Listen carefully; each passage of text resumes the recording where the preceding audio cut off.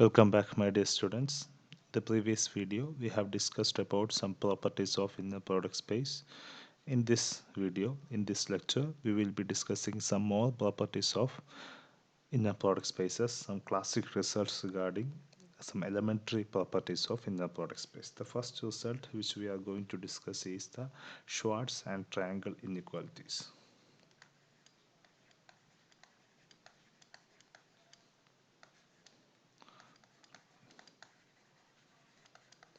Inequality. So our result is the inner product and the corresponding norm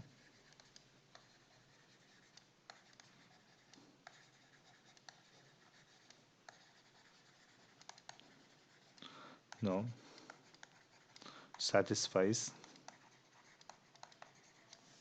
Schwarz and triangle inequality. That is, the first inequality we have modulus of inner product xy should be less than or equal to norm x times norm y, where the equality holds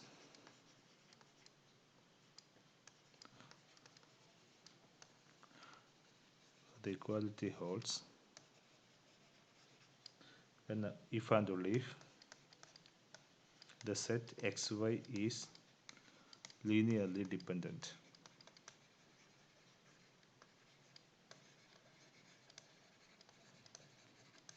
That is, if one is a linear combination of other or multiple of other, then this equality holds.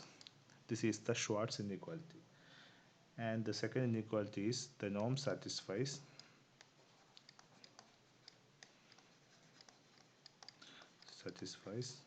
norm of x plus y should be less than or equal to norm x plus norm y, where the equality holds if and only if y is equal to 0 or x is equal to cy, where the equality holds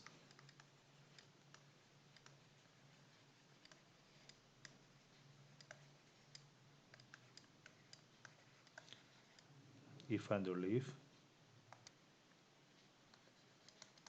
y is equal to 0 or x is equal to cy, where c is real and c greater than or equal to 0. So these are the conditions. Okay, so this says that we have the norm inner product and the associated norm satisfies two inequalities.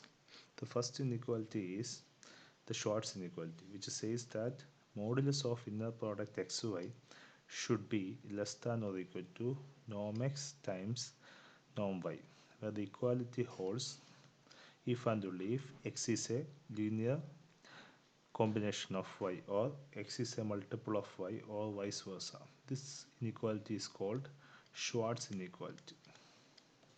Now we have an associated norm with respect to every inner product, and associated norm satisfies the triangle inequality. That is, norm of x plus y should be less than or equal to norm x plus norm y, and this equality holds whenever y is equal to 0 or x is a linear combination of y or multiple of y.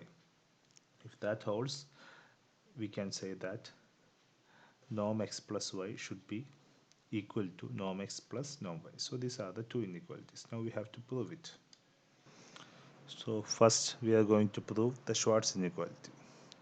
So if y is equal to 0, we have inner product x0 is equal to 0, which implies its modulus should be equal to 0 and norm y also should be equal to 0. So which means that our result modulus of inner product xy less than or equal to norm x times norm y holds if y is equal to 0, because both the parts should be equal to 0. Now consider that y not equal to 0 and alpha be any scalar. Then choose an element x minus alpha y. Now this is an arbitrary element.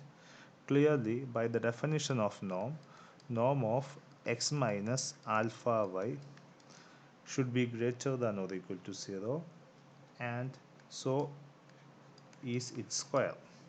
So norm x minus alpha y, the whole square, is always greater than or equal to 0. Now using the definition of inner product, this can be written as inner product x minus alpha y comma x minus alpha y. So we begin with that. So 0 is less than or equal to norm x minus alpha y the whole square. This should be equal to inner product x minus alpha y comma x minus alpha y. Now we have already split up this type of inner product. This can be split up into inner product xx plus inner product minus alpha y x plus inner product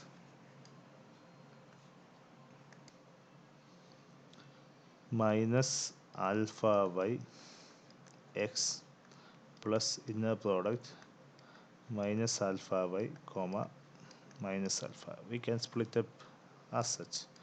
So this by definition inner product xx is actually equal to norm x square. Now by the definition of inner product we can take this minus alpha outside, so we can write that as minus alpha times inner product yx. Here the third quantity is, please remember that third quantity is x minus alpha y. Okay. Now we can take outside by the definition of inner product. We can take outside with respect to the second component is conjugate linear. We can take outside the conjugate of alpha. So we can take minus outside also the conjugate of alpha in the product xy. Now from this we can take 1 minus outside, so it becomes minus alpha, and with respect to the second component we can take outside a minus alpha conjugate. So minus times minus is actually plus. We have from here we have alpha, from here we have alpha conjugate. So alpha conjugate inner product yy, which can be written as norm y square.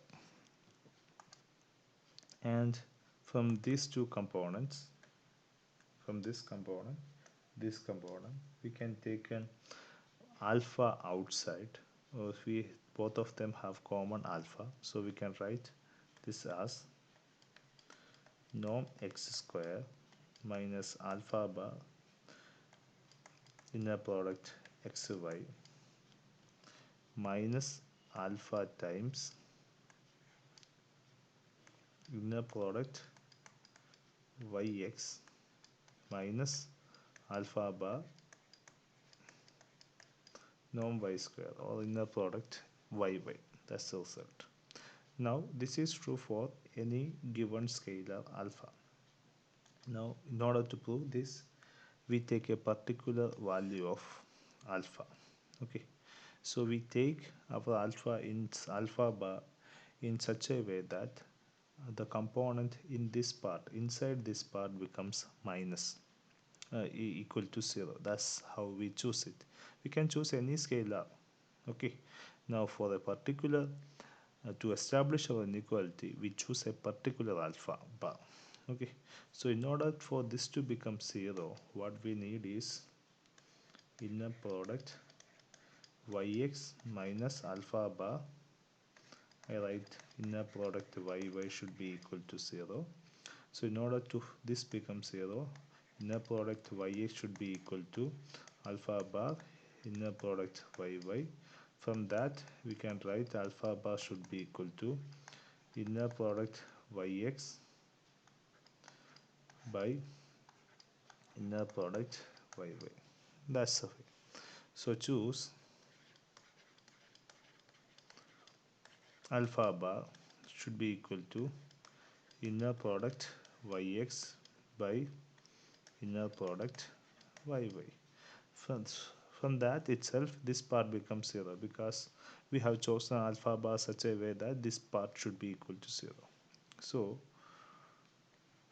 norm of x minus alpha y the whole square should be equal to norm x square minus, instead of alpha bar we substitute inner product yx by inner product yy times inner product xy, and the rest of the part should be equal to 0 by the choice of alpha.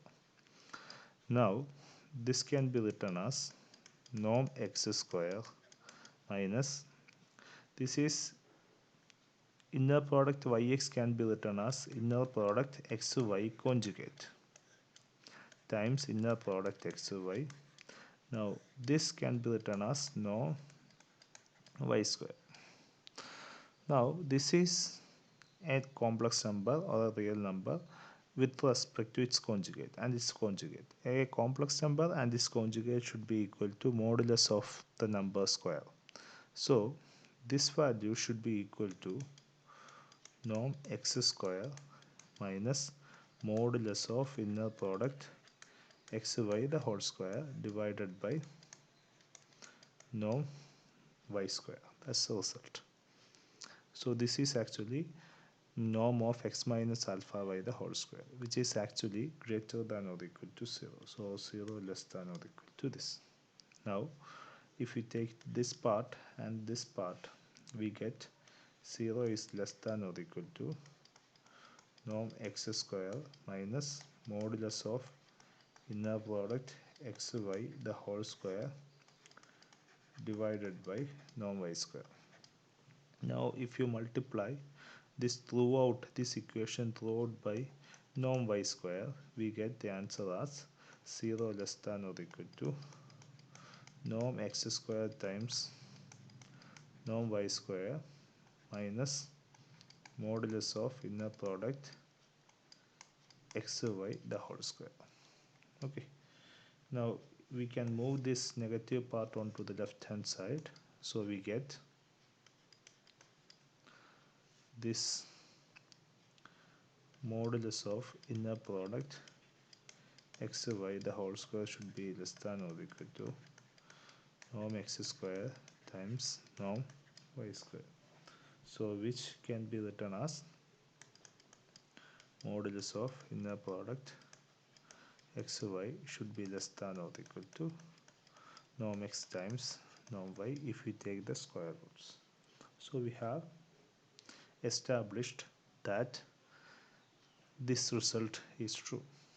Okay, now the equality part. We have started with 0 less than or equal to norm of x minus alpha y the whole square, which eventually becomes norm x square minus modulus of inner product xy the whole square by norm y square, as we have get. Now in the case of equality, this should be equal to 0.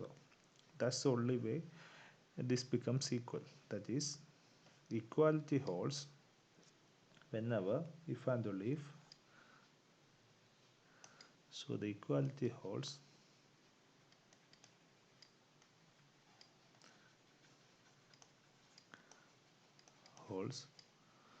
if and only if norm of x minus alpha y should be equal to 0, which implies norm x should be equal to 0 implies x should be equal to 0. X minus alpha y should be equal to 0, or x should be equal to alpha y, or one vector is actually a multiple of another, which means that the vectors or the set xy is linearly independent, linearly dependent.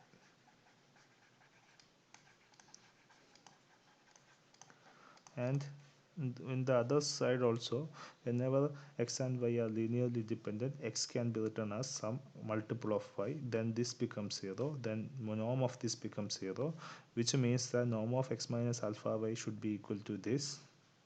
Okay, so which becomes, if you multiply with by norm y square and equating, so what we get is norm x times norm y should be equal to modulus of inner product xy. So the equality holds whenever uh, x is a x and y are linearly dependent. So we have established the Schwarz inequality. Now move on to the triangle inequality.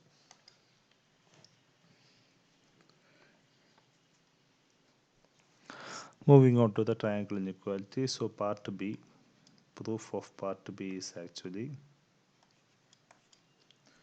we take norm of x plus y the whole square. We have to prove that this is actually less than or equal to norm x plus norm y the whole square. What we have to prove is norm x plus y should be less than or equal to norm x plus norm y. For that it is enough to, if we square also this result is wholes, then should be less than or equal to norm x plus norm y the whole square. If this is established, this is also established. So why we are taking the square? Because we can write the square in terms of an inner product. So that's why. So norm of x plus y the whole square should be equal to inner product x plus y comma x plus y, which by splitting can be written as x times x y times plus yx plus y y. Now you have a question. What are the question is, what are the properties we have used here? Okay. So what are the properties we have used for this simplification?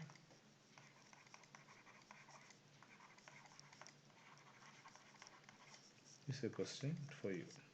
Okay, try to solve it. Now this can be written as norm x square plus norm xy plus norm yx can be written as norm xy conjugate by the property of inner product. Sorry, I think inner product xy can be written, yx can be written as inner product xy conjugate. So this should be equal to norm y square. Now this is actually a number plus its conjugate. A number plus its conjugate is actually 2 times the real part of that number. So this can be written as norm x square plus 2 times the real part of inner product xy plus norm y square. Okay. So now real part of a complex number is less than or equal to its modulus. So we have real part of inner product xy should be less than or equal to modulus of inner product xy. This by Schwarz inequality should be less than or equal to norm x times norm y. Okay, so this can be written as, this should be less than or equal to norm x times norm y. So this is actually less than or equal to norm x square plus 2 times norm x times norm y plus norm y square by Schwarz inequality. Okay, so this by expansion should be norm x plus norm y the whole square. that is norm x plus y the whole square should be less than or equal to norm x plus norm y the whole square, which implies norm x plus y should be less than or equal to norm x plus norm y. So we have established the first part. Okay, now moving on. Now we have to establish what are the conditions in which the equality holds. That's the thing which we have to establish. Now in the case of equality, we must have norm of x plus y should be equal to x plus y the whole square should be equal to norm of x plus norm y the whole square.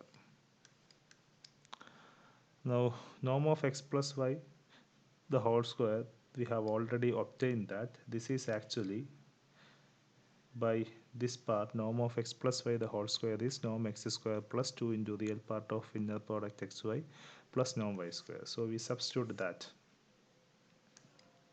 So this should be equal to, by simplification you can actually use that simplification, this is norm x square plus 2 into real part of inner product xy plus norm y square should be equal to, if we expand this, this should be equal to norm x square plus 2 into norm x times norm y plus norm y square. Now we can actually cancel norm x square and norm y square on the both sides, so this got cancelled and so does this. Okay, now moving on. So the equality holds whenever 2 into the real part of inner product xy should be equal to 2 into norm x times norm y. If we cancel 2, which is if and only if real part of inner product xy should be equal to norm x times norm y. That's the condition for the equality holds. Now we have real part of every complex number, real part of inner product xy should be less than or equal to modulus of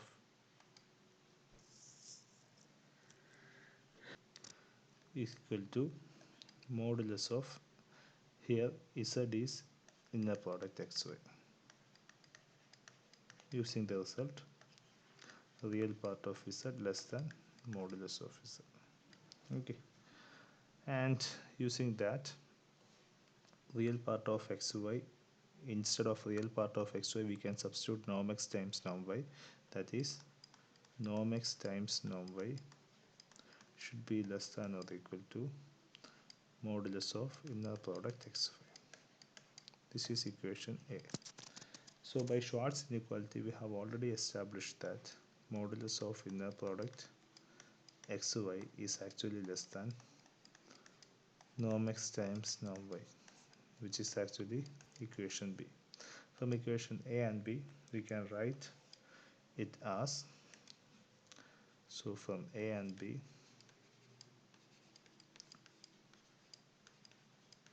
we can write it as norm x times norm y should be equal to modulus of inner product xy. So the equality holds if and only if norm x times norm y should be equal to modulus of inner product xy. That's the condition for the equality. Now this is the equality of Schwarz inequality, and so by Schwarz inequality the equality holds whenever x and y are linearly independent or y is equal to 0. So from Schwarz inequality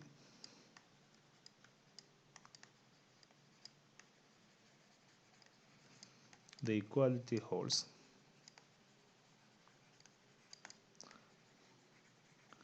when y is equal to 0 or x is equal to cy, or x and y are linearly dependent. So that part is established.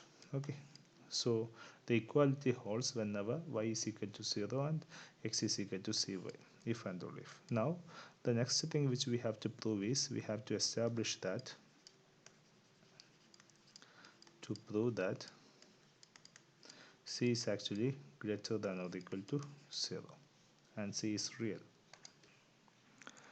So c greater than 0 and c is real. That's what the thing which we have to prove. We have already established that real part of inner product xy should be equal to norm x times norm y, which we have already done. Now by this inequality, this should be equal to modulus of inner product xy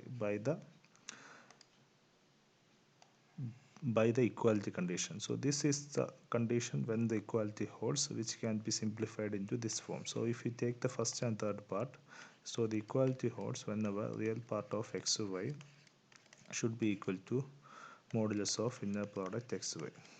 So which means that this is a complex number.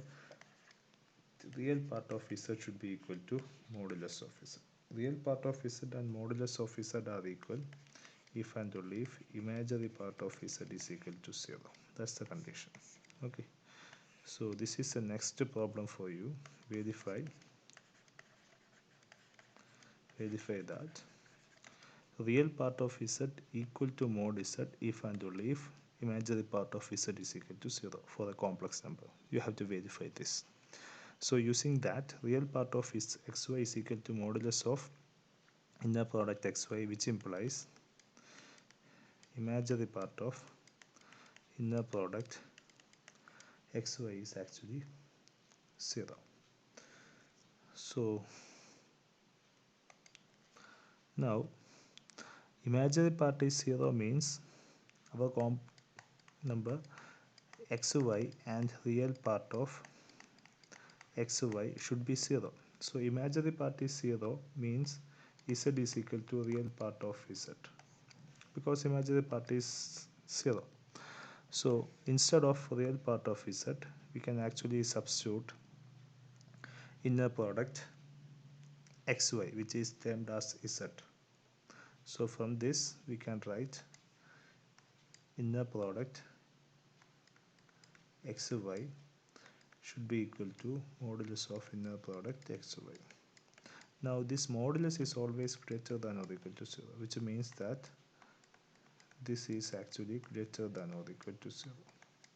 So which is actually real and which is greater than or equal to 0. Okay. Now we have we we have the equality condition holds whenever x is equal to cy. So equality holds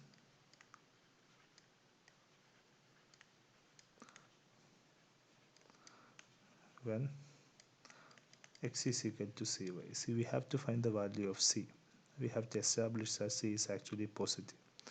So we have proved that when the equality holds, inner product xy should be greater than or equal to 0, which means that inner product, if we substitute x as cy y should be greater than or equal to 0, which implies c times inner product y greater than or equal to 0, which implies c times norm y square should be greater than or norm y square is always positive. The product of two numbers is positive if and only if each of them is positive. So which means that c is actually real and c is greater than or equal to 0. Okay, so we have established that c is actually greater than or equal to 0 and c is real. Okay, and product of two numbers are greater than 0 when of each of them, one is actually real, then the other one should also be real. So c is greater than 0 and c is real. So the equality holds whenever this condition holds, that is y is equal to 0 or x is equal to some cy, where c is greater than or equal to 0 and c is real. So this is the triangle inequality in the case of the associated norm, which is defined by the inner product. So I hope you understood. Thank you.